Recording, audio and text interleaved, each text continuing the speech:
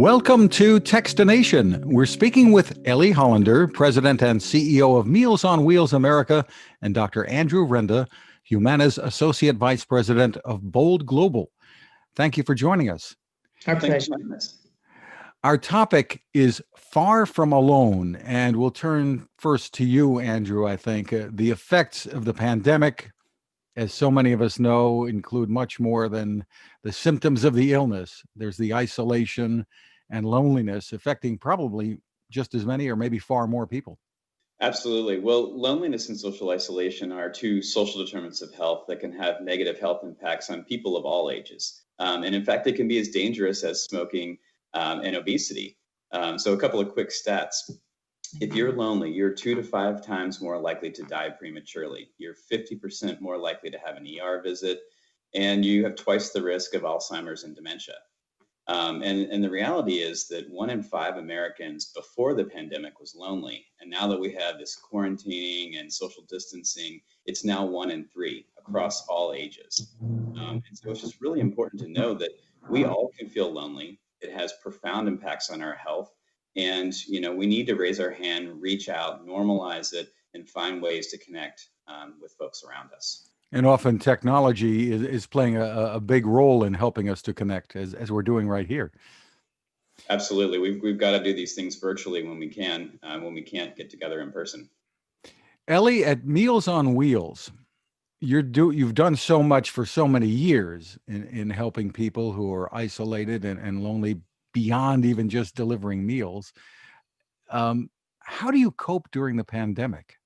Well, it's been an extraordinary time with Meals on Wheels programs stepping up to meet the surge in need. We're serving 47% more seniors who were rendered homebound because of the pandemic than we were before. So we've had to adapt our model. We've basically turned senior centers into drive-through grab-and-go meal sites and shifted our home delivery model so that we're not entering the home, but we are going up to the home, but verbally and visually confirming that the person on the other side of that door, our dear senior, is doing okay. And we're augmenting that with telephone calls and written cards just to make sure that our seniors know that we care about their well-being and someone's checking in on them. Because frankly, for so many Meals on Wheels recipients, the person who delivers the meal and who checks in on them may be the only person they see, the only social interaction in a given week. And this was happening before COVID. So I think the takeaway is that as important right now as the meal for many seniors, the social interaction, the companionship is equally important.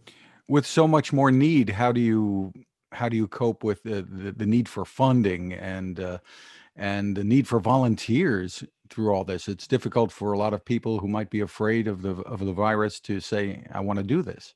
Right. Well, Meals on Wheels historically has been so dependent on volunteers. We probably have about 2.5 million volunteers on a good day, on a good year.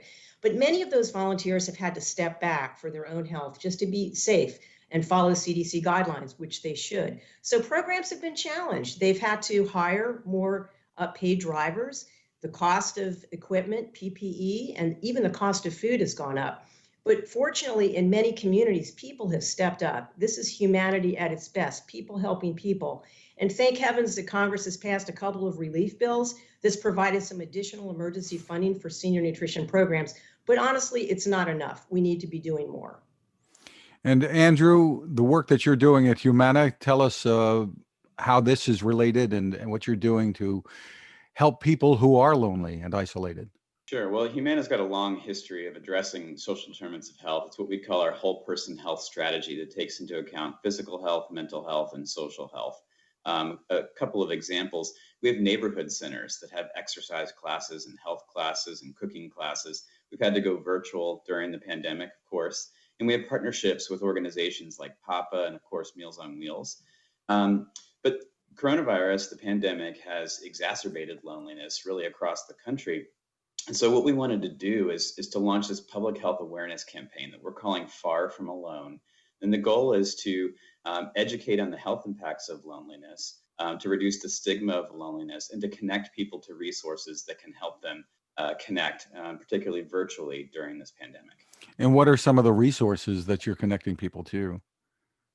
Well, sure. There's a lot of different resources. It's on the website. There's something called a friendship line that was created by the Institute on Aging. So anyone can call that, and it's just a friendly conversation. Second to that, there's a lot of resources, tools, tips, tricks that are on that website that you can go do.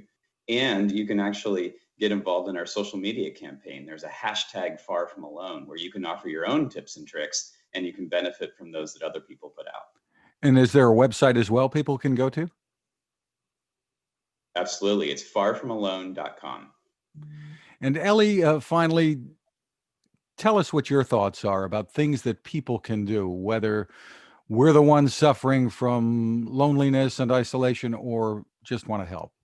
Well, the most important thing is to do what you can to let someone know if you do feel lonely. Reach out because you're not alone. And Andrew just pointed to this amazing website, farfromalone.com. It has amazing resources. But just make sure that you're staying mentally and physically active. Check in on someone, a neighbor, someone with whom you've lost touch. Obviously, you're staying in touch, hopefully, with your loved ones and your friends. But something as simple as going for a walk, walking up and down your steps. If you're at home, just be careful of a fall, and have a standing virtual dinner date with a friend or a loved one, where you're all calling in at the same time and having dinner together, or watching a favorite TV show at the same time, or even hosting a book club. Just don't think that you're alone, because most of us, all of us, have experienced now isolation, something that seniors deal with all the time. And we want to make sure that, particularly during the winter, the days are short. If you're in the cold winter like I am, it makes it very difficult to continue to have those connections. So reach out and look for help on the resource, farfromalone.com.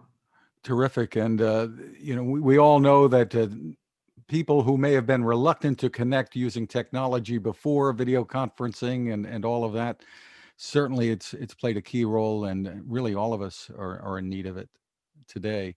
The website, once again, is farfromalone.com. Ellie and Andrew, thank you so much for taking the time with us. Our pleasure. Thank you so much for having us. It's a really important issue, so we appreciate the opportunity.